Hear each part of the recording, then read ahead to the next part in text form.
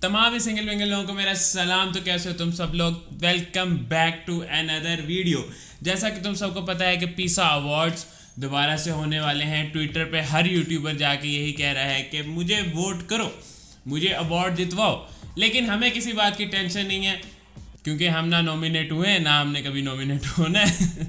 तो फिर मैं ये वीडियो बना क्यों रहा हूँ? क्या मतलब बिचिंग नहीं करनी है ना? वही करेंगे आज की हम इस वीडियो में। तो मैंने ये सुना था कि पिछले पिसा अवार्ड्स में वकार ज़का ने खास तौर पे यूट्यूबर्स की कैटेगरी रखवाई है, जो कि बहुत अच्छी बात थी। लेकिन इस पिसा अवार्ड्स में मैंने ये सुना है कि वकार ज़का ने सारी नॉमिनेशंस वगैरह की हैं। तभी मैं कह रहा था कि मेरे नॉमिनेट होने के चांसेस इन फ्यूचर, कभी मिलियन 2 मिलियन किसी सदी में सब्सक्राइबर्स होते हैं तो मेरे चांसेस थोड़े से कम हैं, यानी कि 0%।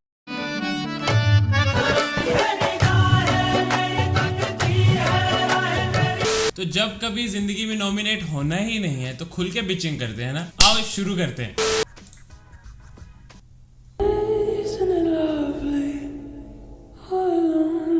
मैंने बताया मेरे चांसेस थोड़े कम है, ऐसे 0% के आसपास।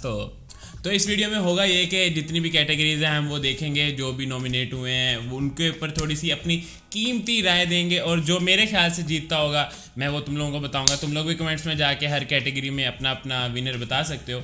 बाकी वो तो जब होंगे अवार्ड्स तभी पता चलेगा कौन जीतेगा। खैर शुरू करते हैं हम। पहली कैटेगरी है हमारे पास सॉन्ग ऑफ द ईयर की, जिसके अंदर बहुत बड़े बड़े नाम हैं और बहुत बड़े बड़े गाने हैं। जहाँ तक मेरा ख्याल है बारी 2, ऑन एंड ऑन, तुम और ये अली ज़फ़र का आया था, कौन सा था, अलाइव। इन तीनों में से ही कोई ना कोई होगा। तो अगर इन तीनों में से देखा जाए तो बारी 2 बारी 1 की तरह नहीं सुना गया था वैसे जितना बारी 1 सुना गया था। और ये वाला गाना भी ठीक है, तुम वैसे जहाँ तक अगर फाइनल फुल एंड फाइनल मुझे जहाँ तक लगता है मे भी शायद तुम वैसे तुम पे व्यूज़ इन बाकी दोनों गानों से कम है, बट स्टिल तुम पे वो ट्रेंडिंग में था, ट्विटर पे भी ट्रेंडिंग में था, उस पर मीम्स भी बहुत ज़्यादा बनी थी, बहुत ज़्यादा वीडियोस बनी थी। मे भी शायद तुम इस कैटेगरी में मेरे ख्याल से तुम को मिल जाएगा अवार्ड।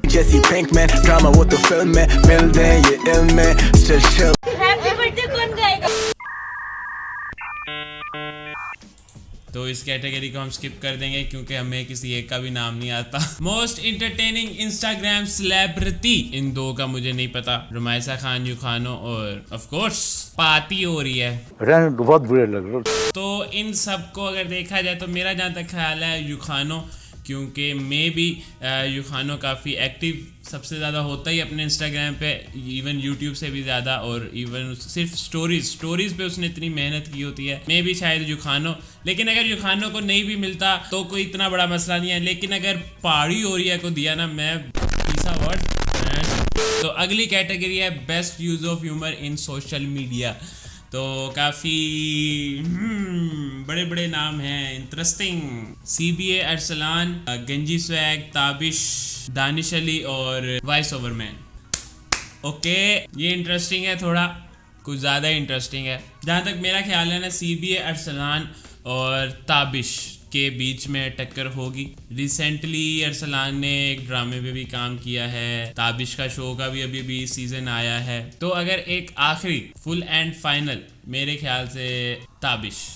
बट ताबिश का जो शो है उसके पीछे पूरी एक टीम है। अरसलान का जो यूट्यूब चैनल है उसके पीछे वो खुद है, एक फैक्टर ये भी है, बट स्टिल मेरे ख्याल से शायद ताबिश। तो अगली जो कैटेगरी है यूट्यूबर ऑफ द ईयर, इसको हम अभी छोड़ देते हैं, आगे चलते हैं। बहुत तेज हो रहा है। हम चलते हैं व्लॉगर ऑफ द ईयर। अमूरू, शावीर, दानियाल शेख, शाम अदरीस और यूखानो।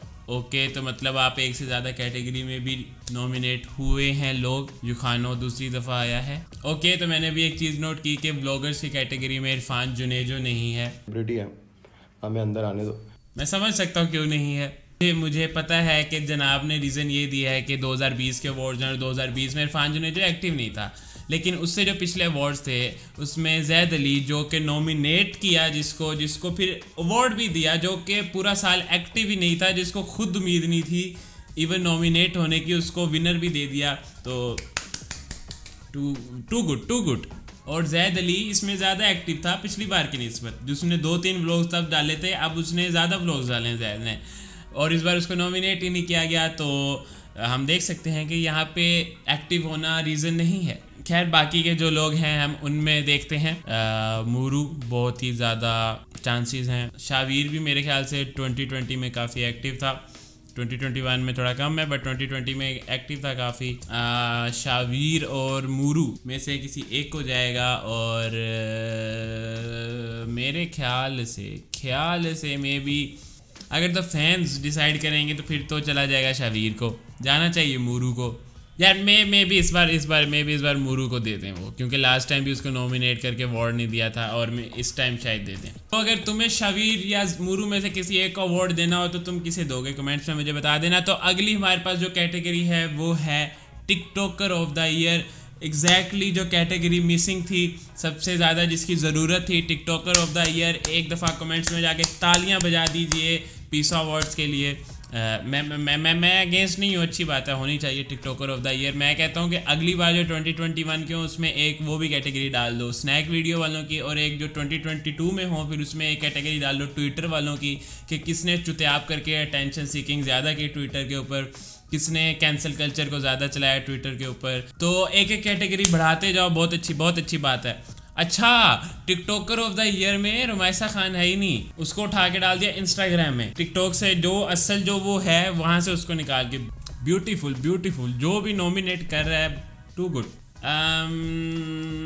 इनके तो रूल्स थोड़े डिफरेंट होंगे ना, किसने ज़्यादा चुतियाब किया। बड़ा हरामी हो बेटा। टू बी ऑनेस्ट मेरा जहाँ तक ख्याल है ना, इन दोनों को तो वैसे ही बाहर कर देना चाहिए। तो बाकी बचे ये 3 मेरे ख्याल से, क्योंकि जन्नत मिर्ज़ा की फॉलोइंग इनमें सबसे ही ज़्यादा है, तो इस वजह से शायद जन्नत मिर्ज़ा को ये अवार्ड मिल जाए। तो अब हम वापस आते हैं अपनी यूट्यूबर ऑफ द ईयर की कैटेगरी के ऊपर।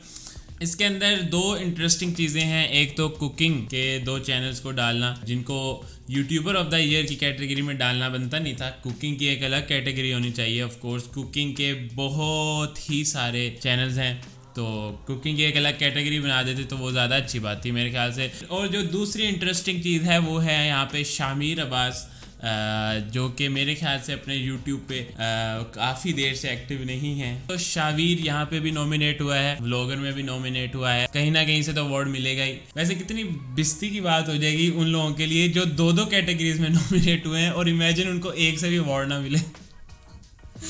लेकिन ऐसा होगा नहीं ऑफ कोर्स, अगर शावीर कहीं ना कहीं से तो ले ही जाएगा। फिर भी इंटरेस्टिंग है, अगर तो यहाँ से लेके जाता है तो यहाँ पे बहुत बड़े बड़े नाम हैं जो अवार्ड से महरूम हो जाएंगे, और दूसरी तरफ भी अगर कहीं व्लॉगर से लेके जाता है तो इसका मतलब मूरू को फिर नहीं मिलेगा। Very interesting point.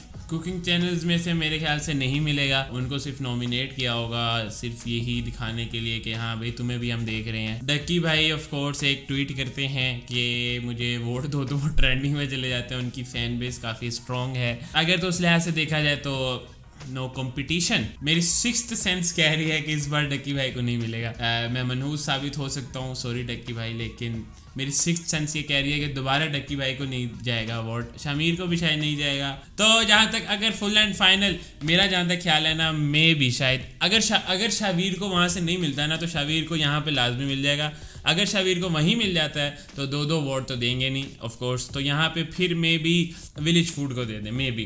पता नहीं क्यों मेरी 6th सेंस कह रही है कि डक्की भाई को नहीं मिलेगा। मेरी 6th सेंस कह रही है, हो सकता है मेरी 6th सेंस गलत हो, बट ऑफ कोर्स हमें पता है कि डक्की भाई अवार्ड जीतने के बाद कुछ ना कुछ स्पेशल करते हैं, जैसे लास्ट टाइम भी किया था। तो वो देखने के लिए मेरे ख्याल से डक्की भाई को सिर्फ उसी वजह से दे देना चाहिए, वही वजह काफ़ी है मेरे ख्याल से। तो डक्की भाई को चाहिए कि वो अभी से अनाउंस कर दें कि उन्होंने इसके बाद क्या करना है, ताकि हर बंदा अभी से जोर लगा के उन्हें जितवा दे। मे भी शाह अदरीज़ के साथ boxing match, what a great idea. तो ये कैटेगरी बहुत ही ज़्यादा अजीब तरीके से बनाई गई है, तो कुछ कह नहीं सकते। मैं तुम लोगों के ऊपर छोड़ रहा हूँ यूट्यूबर ऑफ द ईयर की कैटेगरी। इसमें तुम ही जाके कमेंट्स में बताओ कि तुम्हारे लिहाज से किसको मिलेगा या मिलना चाहिए।